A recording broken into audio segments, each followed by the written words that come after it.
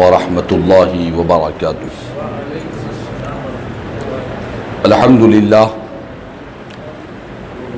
للہ رب العالمین، والصلاة والسلام على سید الانبیاء والمرسلین وعلى آلہ الطیبین الطاہرین واصحابہ الاقربین الافضلین وعلى من والاهم وتبعهم وسار على نهجهم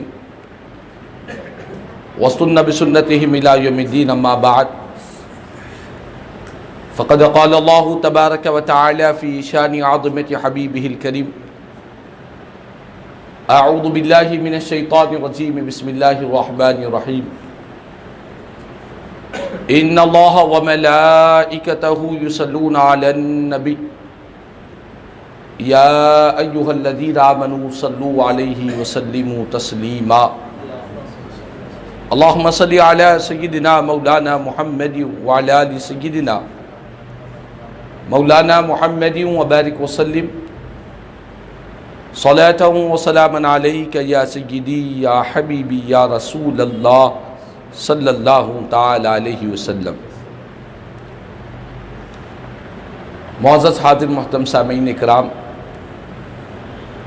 آئیے کچھ سننے اور سنانے سے قبل ہم اور آپ مل کر انتہائی عقیدت اور محبت کے ساتھ حضور آقا نامدار سرور کون مکہ، سارے عالمین کے مختار، مدینے کے تاجدار، مکے کے سردار، سید الابرار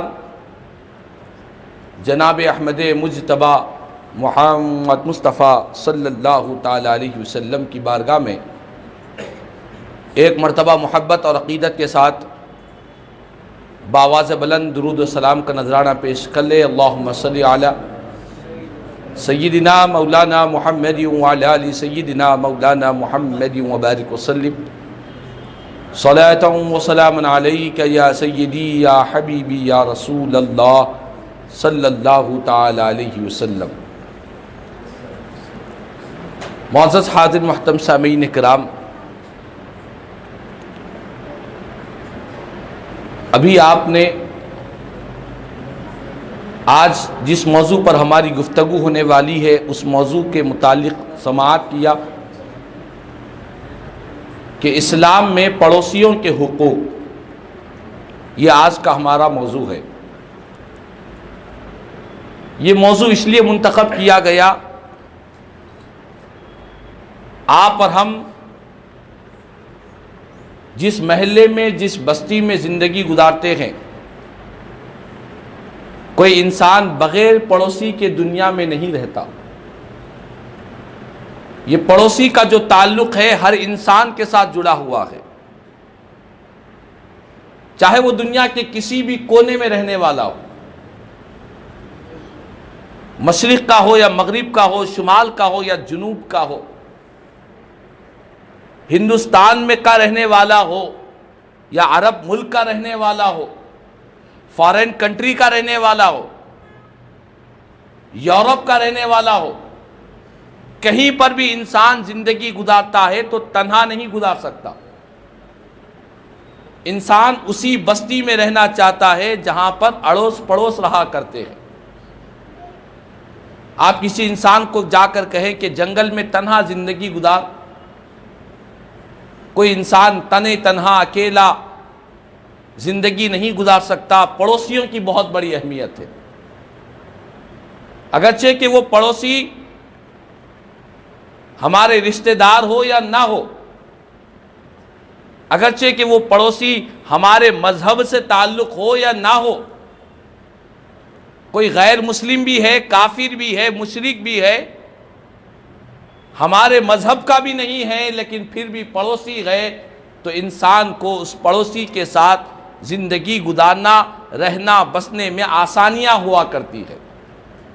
یہ انسان کی فطری چیز ہے، طبیعت ہے۔ تو یہ جو پڑوسی ہوتا ہے، ہمارے گھر سے لگا ہوا جس کا مکان ہو، پڑوسی کی بھی دو تین قسمیں علماء نے بیان فرمائی ہے۔ ایک وہ پڑوسی ہے جس کا مکان آپ کے مکان سے لگا ہوا ہے، اس کو قریب کا پڑوسی کہتے ہیں۔ اور ایک وہ پڑوسی ہے جس کا مکان تو آپ کے مکان سے لگا ہوا نہیں ہے، لیکن وہ آپ کی بستی میں رہتا ہے، آپ کی گلی میں رہتا ہے، آپ کے محلے میں رہتا ہے، وہ بھی آپ کا پڑوسی کہلایا کرتا ہے۔ ایک قریب کا پڑوسی ہوتا ہے، ایک بعید کا، دور کا پڑوسی ہوتا ہے۔ یہ جو تقسیم علماء نے بیان کی ہے خود سے نہیں کی، بلکہ قرآن کریم میں اللہ تبارک و تعالیٰ نے خود ارشاد فرمایا۔ اللہ تعالیٰ ارشاد فرماتا ہے احسان کرنے والوں کے تعلق سے، فرمایا بندے مومن کو وَبِذِي الْقُرْبَى وَالْيَتَامَى وَالْمَسَاكِينِ وَالْجَارِ ذِي الْقُرْبَى وَالْجَارِ الْجُنُبِ وَالصَّاحِبِ بِالْجَنبِ وَابْنِ السَّبِيلِ۔ ایک ایمان والے کو اللہ تعالیٰ فرماتا ہے کہ ایمان والے کو چاہیے کہ بندوں میں اپنے والدین کے ساتھ احسان کرے، اور رشتہ داروں کے ساتھ احسان کرے، یتیموں کے ساتھ کرے، مسکینوں کے ساتھ کرے، ساتھ ہی ساتھ فرمایا وہ پڑوسی جو قریب کا پڑوسی ہے اور وہ پڑوسی جو دور کا پڑوسی ہے، ان دونوں کے ساتھ احسان کیا جائے۔ جو تمہارے قرب میں رہتا ہے اس کے ساتھ بھی احسان کیا جائے، جو تمہارے قرب میں تو نہیں، تم سے دور رہا کرتا ہے، تمہارے ہی محلے میں ہے، تمہاری ہی بستی میں ہے، وہ بھی تمہارا اس دور کے پڑوسی کے ساتھ بھی احسان کرنا چاہیے۔ اور جب بات پڑوسی کی آئی، اسلام میں اتنی پڑوسیوں کے حقوق بیان کیے گئے۔ صحیح بخاری شریف کی حدیث پاک ہے، میرے اور آپ کے آقا امام الانبیاء رحمت للعالمین صلی اللہ تعالی علیہ وسلم نے ارشاد فرمایا کہ میرے پاس جبریل امین آئے اور پڑوسیوں کی اتنی اہمیت کو بیان کیا، اللہ کی طرف سے اتنی اہمیت کو بیان کیا، اتنا زور دیا کہ مجھے اندیشہ ہونے لگا کہ کہیں پڑوسی کو وراثت میں شامل نہ کر لیا جائے، پڑوسیوں کو وارث نہ بنا دیا جائے۔ اتنی اہمیت کے ساتھ جبریل امین نے آ کر مجھے پڑوسیوں کے تعلق سے بار بار ان کے احکامات، ان کی تعلیمات اور پڑوسیوں کے ساتھ احسان کرنے کی مجھ تک اللہ کا پیغام پہنچایا ہے۔ وارث بن جائے، یعنی جس طرح وراثت میں بیٹوں کا حق ہوتا ہے، بیٹیوں کا حق ہوتا ہے، ماں باپ کا حق ہوتا ہے، بیوی کا حقوق ہوتے ہیں، جس طرح انسان کی وراثت میں قریبی رشتہ دار جیسے حقدار ہوتے ہیں، کہیں پڑوسیوں کو بھی وراثت میں شامل نہ کر لیا جائے۔ اتنی شدت کے ساتھ جبریل امین پڑوسی کے احکام اللہ کی طرف سے مجھے پہنچاتے رہے۔ تو معلوم یہ ہوا انسان کی زندگی کے ساتھ جو پڑوسیوں کے ساتھ جو حسن سلوک کی پیارے آقا نے تعلیم دی ہے۔ ایک حدیث پاک میں میرے آقا کریم صلی اللہ علیہ وسلم نے فرمایا، 3 مرتبہ ارشاد فرمایا واللہ لا یؤمن، واللہ لا یؤمن، واللہ لا یؤمن۔ میرے آقا نے فرمایا کہ اللہ کی قسم وہ مومن نہیں ہو سکتا، اللہ کی قسم وہ مومن نہیں ہو سکتا، اللہ کی قسم وہ مومن نہیں ہو سکتا۔ پھر حضور سے عرض کیا گیا یا رسول اللہ کون مومن نہیں ہو سکتا؟ میرے آقا کریم صلی اللہ علیہ وسلم نے فرمایا وہ شخص مومن نہیں ہو سکتا جس کے شر سے اس کے پڑوسی محفوظ نہ رہے، جس کی برائیوں سے اس کے پڑوسی محفوظ نہ رہ سکے، وہ شخص کبھی بھی کامل ایمان والا نہیں ہو سکتا ہے۔ اللہ اکبر۔ یہ رسول پاک علیہ السلام نے پڑوسیوں کی اہمیت کو بیان کیا۔ فرمایا کہ اپنے ہمسائے میں رہنے والے اس کو اپنی تکلیف سے، اپنے شر سے جو محفوظ نہ کرے، جو پڑوسیوں کو ایذا اور تکلیف پہنچائے گا، میرا آقا فرماتے ہیں وہ شخص مومن نہیں ہو سکتا۔ اور جب بات پڑوسی کی آئی تو آپ یاد رکھ لیں، ایک بہت ہی پیاری حدیث پاک رسول پاک علیہ السلام کی بارگاہ میں ایک صحابی رسول حاضر ہوئے، عرض کرنے لگے یا رسول اللہ صلی اللہ علیہ وسلم میں جنت میں داخل ہونا چاہتا ہوں، حضور کوئی ایسا عمل بتلائیے کہ میں جنت میں داخل ہو جاؤں۔ حضور نے فرمایا کہ تم نیک بن جاؤ، اچھے بن جاؤ، جنت تمہارا ٹھکانہ ہو جائے گا، تم جنت میں داخل ہو جاؤ گے۔ اس آنے والے نے عرض کیا کہ یا رسول اللہ صلی اللہ علیہ وسلم، میں نیک ہوں، میں اچھا ہوں، اس بات کا مجھے پتہ کیسے چلے؟ میں حقیقت میں نیک ہوں یا اچھا ہوں؟ کیونکہ ہر انسان خود کو بہتر ہی سمجھتا ہے، خود کو اچھا ہی سمجھتا ہے، لیکن آقا آپ مجھے بتلائیے کہ کوئی ایسا بھی معیار، کوئی ایسی نشانی، کوئی ایسا ترازو ہے جس کی وجہ سے مجھے سمجھ میں آ جائے کہ میں اچھا ہوں یا برا ہوں، مجھے کیسے پتا چلے؟ قربان جائے مدینے والے آقا امام الانبیاء رحمت للعالمین صلی اللہ علیہ وسلم نے فرمایا کہ اگر تیرے پڑوسی تجھ کو اچھا کہے تو حقیقت میں تو اچھا ہے، اور اگر تیرے پڑوسی تجھے برا کہے تو حقیقت میں تو برا ہے۔ اللہ اکبر۔ یعنی حضور نے انسان کے اچھے اور برے ہونے کا جو معیار بیان کیا اس حدیث میں، وہ پڑوسیوں کے حوالے کر دیا۔ فرمایا کہ تیرا رہن سہن، تیرا انداز، تیری گفتار، تیرے اخلاق، تیرے اعمال، ان سب چیزوں پر یہ پڑوسی گواہ ہے، یہ پڑوسی معیار ہے۔ اگر یہ گواہی دیں گے اور یہ کہیں گے کہ ہاں یہ بندہ اچھا ہے، نیک ہے، بااخلاق ہے، گفتار کا اچھا ہے، کردار کا اچھا ہے، اگر پڑوسی تجھے اچھا کہے تو یقیناً تو اللہ کے پاس بھی اچھا ہے۔ اور اگر تیرے پڑوسی کہے کہ بد اخلاق ہے، بدتمیز ہے، ظالم ہے، لوگوں کو تکلیف دینے والا ہے، اگر پڑوسی تیرے حق میں برا کہنے کی گواہی دیں گے تو فرمایا کہ یقیناً تو برا ہے۔ تو آپ اندازہ لگا اس بات سے، ہم اپنے آپ کو محاسبہ کریں، جائزہ لیں کہ ہمارا ارد گرد میں رہنے والے، ہمارے محلے کے، ہمارے پڑوسیوں کے لوگ ہمارے بارے میں کیا تصور کرتے ہیں، ہمارے تعلق سے ان کے پاس کیا ہماری شبیہ ہے، ہمارے بارے میں ان کا کیا نقطہ نظر ہے۔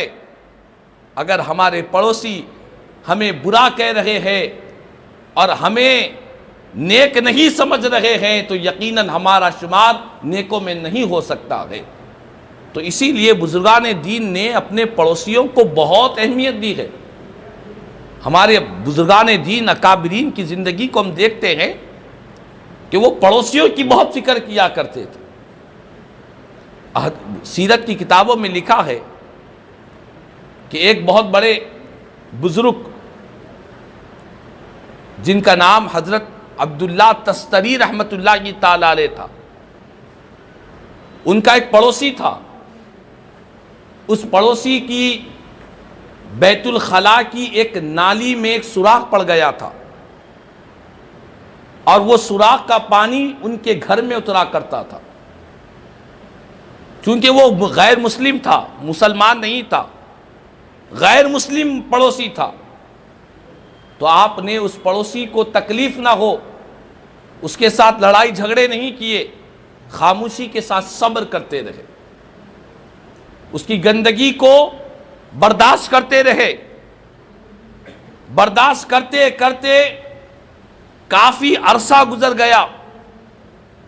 جب حضرت عبداللہ تستری رحمت اللہ تعالی علیہ اس اللہ والے بزرگ کا وصال کا وقت قریب میں آیا اور وہ آخری دم پر پہنچے، تو آپ نے اپنے پڑوسی کو بلایا اور بلا کر کہا کہ میرے گھر میں آپ کے دیوار کے پاس سے بیت الخلاء کی نالی میں ایک سوراخ پڑ گیا ہے، مسلسل میرے گھر میں گندگی گر رہی ہے، میں نے اس گندگی کے لیے الگ سے جگہ بنا کر میں نے برداشت کر لیا ہے۔ اب چونکہ میں اس دنیا سے گزر رہا ہوں، مجھے میرے وارثین کے بارے میں، میری بات کی اولاد کے بارے میں مجھے اس بات کا یقین نہیں کہ وہ برداشت کر سکیں گے یا نہیں کر سکیں گے، اسی لیے اب میں تمہیں کہہ رہا ہوں کہ اپنے اس کام کے لیے تم احتیاط کر لیا کرو۔ تو اس غیر مسلم کافر جب اس پڑوسی نے دیکھا کہ اتنے سال سے میرے پاس سے آنے والی گندگی کو یہ برداشت کرتے رہے اور کبھی مجھ سے جھگڑا نہیں، باتیں نہیں کی، غصے میں نہیں آئے، اسی وقت اس پڑوسی نے اس اللہ والے بزرگ کے اخلاق کو دیکھ کر، آپ کے کردار کو دیکھ کر عرض کرنے لگا کہ حضور آپ اتنے پیارے ہیں تو آپ کا مذہب کتنا پیارا نہیں ہوگا، آپ اتنے اخلاق والے ہیں تو آپ کے مذہب کے بانی رسول پاک کے اخلاق کا کیا عالم ہوگا۔ اسی وقت عرض کرنے لگا کہ حضور آپ اس دنیا سے جانے سے پہلے آپ اپنا ہاتھ بڑھائیے، آپ کے ہاتھ پر ہاتھ رکھ کر میں کلمہ طیبہ پڑھتا ہوں اور اسلام کے دائرے میں داخل ہوتا ہوں۔ اور دنیا نے دیکھا ایک پڑوسی کی تکلیف کو برداشت کرنے والوں کو اللہ نے ایسا کرم کیا، بوقت موت وہ پڑوسی مسلمان ہوا، کلمہ پڑھا اور یہ اللہ والے بزرگ کی روح پرواز ہو گئی ہے۔ تو معلوم یہ ہوا کہ پڑوسیوں کے تعلق سے یہ تو غیر مسلموں کی بات ہے، کافروں کی بات ہے، ہمارے اللہ والوں نے اس طرح ان کو برداشت کیا ہے، اس طرح ان کے ظلم و ستم کو سہا ہے۔ تو آج ہم تو ہمارے محلوں میں، بستی میں، ہم جس شہر میں رہتے ہیں، اطراف و اکناف میں مسلمان پڑوسی رہتے بستے ہیں، لیکن ہمارا معاملہ یہ ہے کہ آئے دن اخبارات میں، ٹی وی چینلز پر پڑوسیوں کے درمیان ہاتھوں میں لٹے لے کر ایک دوسرے کے ساتھ مار پیٹ، لڑائی جھگڑے، قتل و غارت گیری، خون ریزیاں، ایسے واقعات ہم اخبارات اور T V channel, social media پر دیکھتے ہیں۔ پڑوسیوں کے جھگڑے گئے، معمولی باتوں پر جھگڑے گئے، کئی بڑے بڑے جھگڑوں میں جا کر معلوم کرتے ہیں کہ آخر لڑائی کی وجہ کیا ہے، تو کہتے ہیں کہ ہمارے گھر کے سامنے ان کی گاڑی رکھی ہوئی تھی۔ اللہ اکبر، ایک گاڑی ان کی ہمارے گھر کے سامنے رکھی ہوئی تھی، ہم نے ایک مرتبہ کہا، دو مرتبہ کہا، آخرکار ہم لڑائی پر آمدہ ہو گئے۔ یہ چھوٹی چھوٹی باتوں پر جھگڑے ہمارے پڑوسیوں کے اندر دکھائی دیتے ہیں، یہاں تک کہ ہم نے دیکھا کہ رمضان جیسے مہینے میں، اللہ کی عبادت کا مہینہ ہے، رمضان کا مہینہ ہے، صبر کا مہینہ ہے، اس مہینے میں بھی پڑوسی کے ساتھ روزے کی حالت میں غصے سے لڑائی جھگڑے ہو رہے ہیں، مارم پیٹیاں ہو رہے ہیں، ہاتھوں میں خطرناک قسم کے ہتھیار ہاتھ میں لے کر ایک پڑوسی دوسرے پڑوسی کی جان کا، خون کا پیاسا نظر آ رہا ہے۔ یہ ہمارے بد اخلاقی کا نتیجہ ہے۔ یہ ہم آج اسلام کی تعلیمات سے اتنی دور ہو چکے ہیں، اتنے دور ہو چکے ہیں کہ ذری سی بات کو ہمیں برداشت نہیں ہوا کرتا ہے، فوراً غصے میں آ جاتے ہیں، جلال میں آ جاتے ہیں۔ ایک پڑوسی دوسرے پڑوسی کے ساتھ ایسا لڑ رہا ہے جیسا کہ ایک جنگ کا میدان ہے، جہاد کا موقع ہے، ایک دوسرے کی گردن کو کاٹنے کے لیے کھڑے ہوئے ہیں۔ ایسا ماحول آج ہمارے معاشرے کا بن چکا ہے۔ لیکن یاد رکھ لے، رسول پاک علیہ السلام نے اپنے ہمسایوں کو، پڑوسیوں کی اتنی اہمیت کو بیان کیا۔ میرے آقا نے فرمایا کہ وہ شخص مومن نہیں ہو سکتا، ایمان والا نہیں ہو سکتا جو خود پیٹ بھر کر کھائے، شکم سیر ہو کر کھائے اور اس کا پڑوسی بھوکا رہے، اس کا پڑوسی گھر میں بھوکا ہے اور یہ شکم سیر ہے، فرمایا یہ مومن نہیں ہو سکتا۔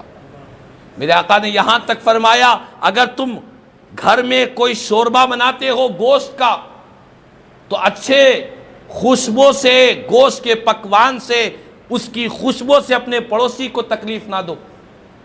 کہیں پڑوسی میں وہ پکوان کی خوشبو کی وجہ سے ان کے گھر کے بچے بڑے کہیں بے چین نہ ہو جائے، ان کے گھر کی کیا کیفیت چل رہی ہے تمہیں پتہ نہیں ہے۔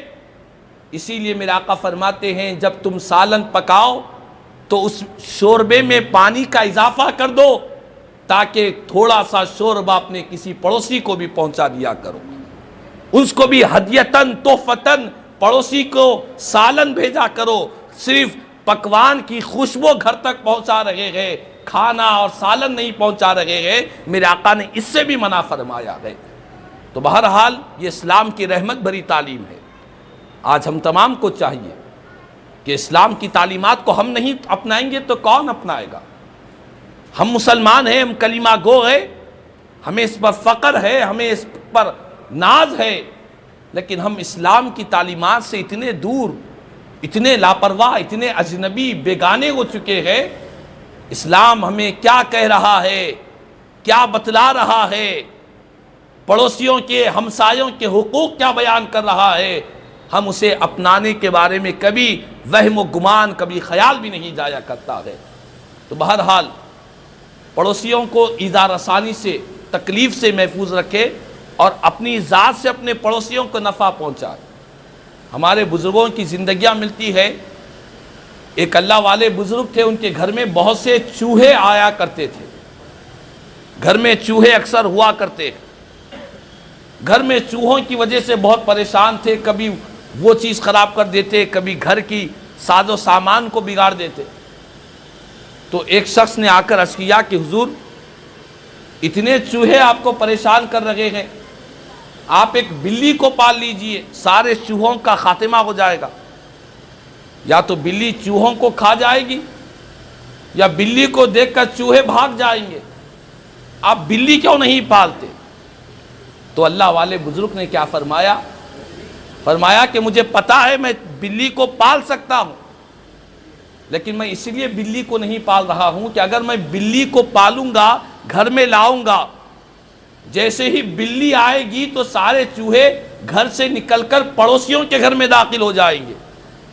آپ نے کہا کہ چوہوں کی تکلیف مجھے گوارا ہے، لیکن جس تکلیف میں میں گرفتار ہوں، میرے پڑوسی وہ تکلیف میں گرفتار ہو، مجھے یہ بات ہرگز گوارا نہیں ہے۔ اللہ اکبر! دیکھو کتنا اعلیٰ خیال ہے، کتنی اعلیٰ سوچ ہے، کتنی اعلیٰ فکر ہے۔ آج ہمارے پاس لوگ اپنے گھر کا پورا کچرا اٹھاتے ہیں تو پڑوسیوں کے سامنے ڈال دیتے ہیں۔ کئی لوگ رات کے وقت میں گھر کی صفائی کرتے ہیں، ساری گندگی پڑوسیوں کے گھر کے سامنے ہے۔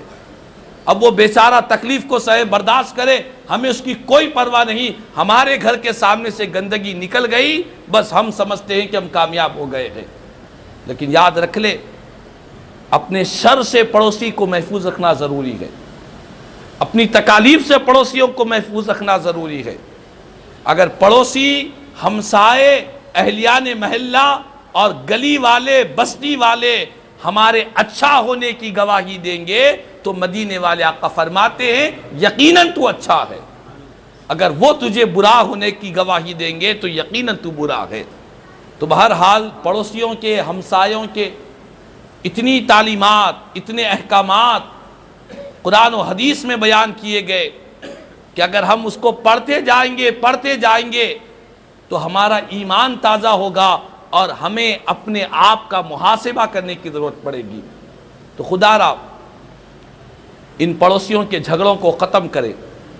ہاں، کچھ ایسے پڑوسی رہتے ہیں جو ہمیشہ تکلیف پہنچانے ہی والے ہوتے ہیں، ان کی مزاج میں، طبیعت میں شور شرابہ کرنا، تکلیف دینا، ضرر پہنچانا، گڑبڑی کرنا، چیخ و پکار کرنا، لڑائی جھگڑے کرنا بعض پڑوسیوں کی عادت ہوا کرتی ہے۔ تو ایسے پڑوسیوں کو برداشت کرنا چاہیے، اسی میں ہمارا کمال ہے۔ کوئی ہم سے آ کر اچھا سلام کر رہا ہے، ہم اس کے سلام کا اچھا جواب دے رہے ہیں، یہ کوئی کمال کی بات نہیں ہے۔ کوئی ہمیں لا کر تحفہ دے رہا ہے، ہم بھی اس کے جواب میں لے جا کر تحفہ دے رہے ہیں، یہ کوئی بڑے کمال کی بات نہیں۔ اچھوں کے ساتھ تو ہر کوئی اچھا رہتا ہے، نیکوں کے ساتھ تو ہر کوئی نیکی کرتا ہے۔ کمال تو انسان کا یہ ہے کہ بروں کے ساتھ بھی اچھائی کی جائے۔ ہمارا امتحان اسی وقت ہے کہ ہمارا کوئی پڑوسی برا ہے، شور شرابہ کرنے والا ہے، تکلیف دینے والا ہے، ضرر پہنچانے والا ہے، بد اخلاق ہے، اس کی بد اخلاقی کو برداشت کرنا، یہاں پر ہمارا امتحان ہوتا ہے کہ ہم کتنے با کمال ہیں۔ ایک اللہ والے بزرگ نے فرماتے ہیں بدی را بدی سہل باشد جزا، گر مردی احسن الی من اسا۔ ایک اللہ والے بزرگ فرماتے ہیں کہ برائی کے بدلے برائی کرنا یہ تو بہت آسان بات ہے، یہ کوئی کمال کی بات نہیں۔ کسی نے آپ کے ساتھ برا کیا، آپ نے بھی اس کے ساتھ برا کیا، یہ کوئی کمال نہیں ہے، یہ آسان بات ہے۔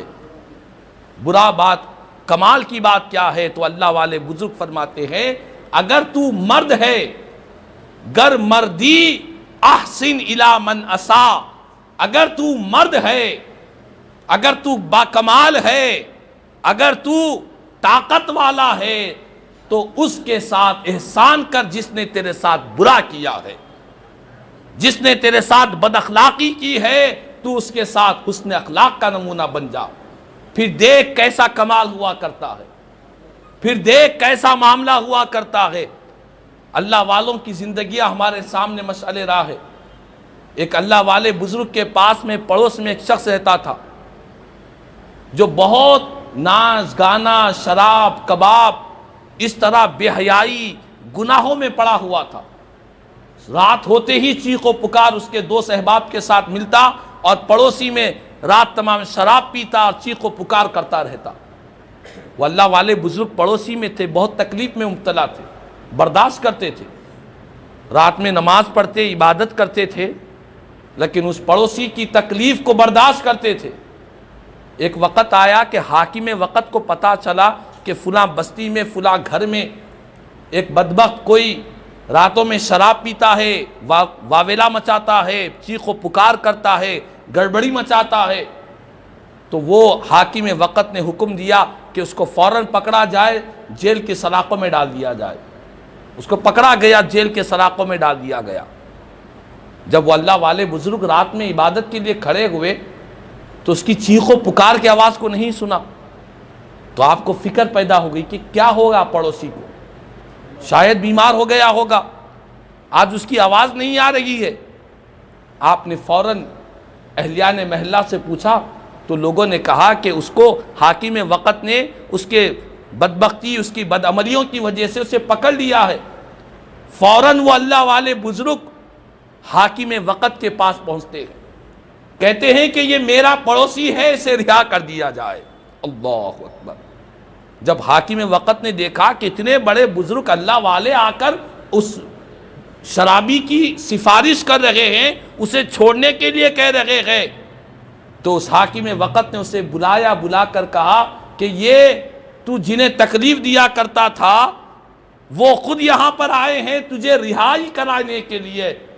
اسی وقت اس برے پڑوسی کو احساس ہوا کہ میں نے ساری زندگی بھر ان کو تکلیف دی ہے، آج میں ایک وقت تکلیف میں گرفتار ہوا تو یہ اپنی عبادتوں کو چھوڑ کر مجھے یہاں پر تکلیف سے بچانے کے لیے آئے ہیں۔ اسی وقت وہ کافر غیر مسلم پڑوسی حضرت کے دامن کو پکڑتا ہے، کلمہ طیبہ پڑھ کر دائرہ اسلام میں داخل ہو جاتا ہے۔ تو کہنے کا مقصد یہ ہے کہ ہمارے اخلاق کی وجہ سے، ہمارے کردار کی وجہ سے قرآن میں اللہ فرماتا ہے کہ تم ادفع باللتی ہی احسن فاذا الذی بینک وبینہ عداوۃ کأنہ ولی حمیم۔ یہ اللہ کا کلام قرآن کہہ رہا ہے۔ کیا کہہ رہا ہے؟ کہ تم لوگوں کے ساتھ دفاع کرو اس طریقے سے جو بہتر طریقہ ہے، جو اچھا طریقہ ہے، احسان کے ساتھ لوگوں سے مقابلہ کرو۔ اس کی برکت یہ ہوگی کہ جو تیرے درمیان اور اس کے درمیان جو دشمنی ہے، اللہ تعالیٰ اس دشمنی کو ختم کر کر محبتوں کو پیدا کر دے گا۔ گویا کہ ایسے ہو جائیں گے دو دشمن، گویا کہ وہ آپس میں گہرے پکے دوست ہے، اللہ تعالیٰ ویسی محبتوں کو پیدا کر ڈالے گا۔ تو ہمارا کام یہ ہے کہ کوئی برا پڑوسی بھی ہے تو اس کو برداشت کیا جائے، صبر کیا جائے۔ ہر پڑوسی بااخلاق کو ایسا ضروری نہیں۔ محلے میں، گلی میں 10-15 مکان ہوتے ہیں، اس میں سے 1-2 بد اخلاق بھی ہوا کرتے ہیں، جہالت ہوا کرتی ہے، علم سے دوری ہوا کرتی ہے، تعلیم نہیں ملتی، تربیت نہیں ملتی۔ ایسے غیر تربیت یافتہ لوگ بھی ہمارے محلے میں رہتے ہیں، تو ہمیں چاہیے ان کے ساتھ بھی حسن اخلاق کا مظاہرہ کریں، ان کے ساتھ بھی محبتوں کے ساتھ پیش آئے، ان کے ساتھ بھی خیر خیریت سلام دعا کلام رکھا جائے۔ پھر دیکھے چند دنوں کے بعد ان کے اندر بھی اللہ تعالیٰ تبدیلی پیدا کرے گا۔ ہمارے اخلاق کی وجہ سے دوسروں کے اندر بھی تبدیلی آ جائے گی اگر ہمارے اخلاق بہتر ہو۔ اسی لیے حضرت سیدنا صدیق اکبر رضی اللہ تعالیٰ عنہ نے فرمایا ایک موقع پر خطبے میں، آپ فرماتے ہیں اصلح نفسک یصلح لک الناس۔